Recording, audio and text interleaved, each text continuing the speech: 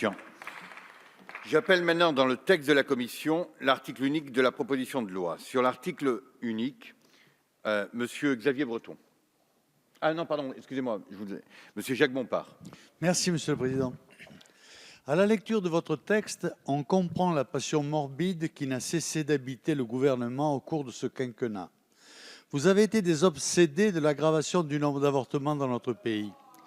Quand on entend dire que les alternatives à l'avortement reviennent à une obligation non consentie de mener sa grossesse à terme, on voit que vous ignorez totalement le sujet, les associations, les propositions qui sont appliquées en Pologne, en Allemagne, en Italie et aux États-Unis.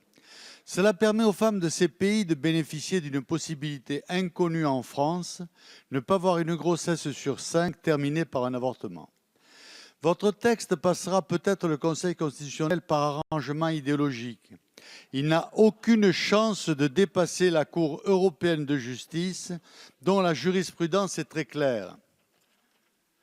Les fœtus et les femmes qui veulent qu'on laisse le choix de la vie portent un cri.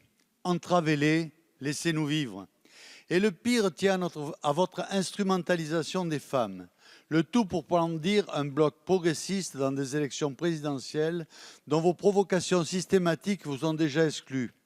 Voilà la réalité des lobbies pro-mort à l'œuvre en France. La lutte idéologique plutôt que la santé publique. La lutte idéologique plutôt que la santé des femmes. Je viens d'entendre notre collègue parler de paroles qui seraient selon lui machiavéliques. Cette croyance manifeste au diable nous paraît curieuse quand on conteste la parole de Dieu et donc Dieu lui-même. Monsieur, mes chers collègues,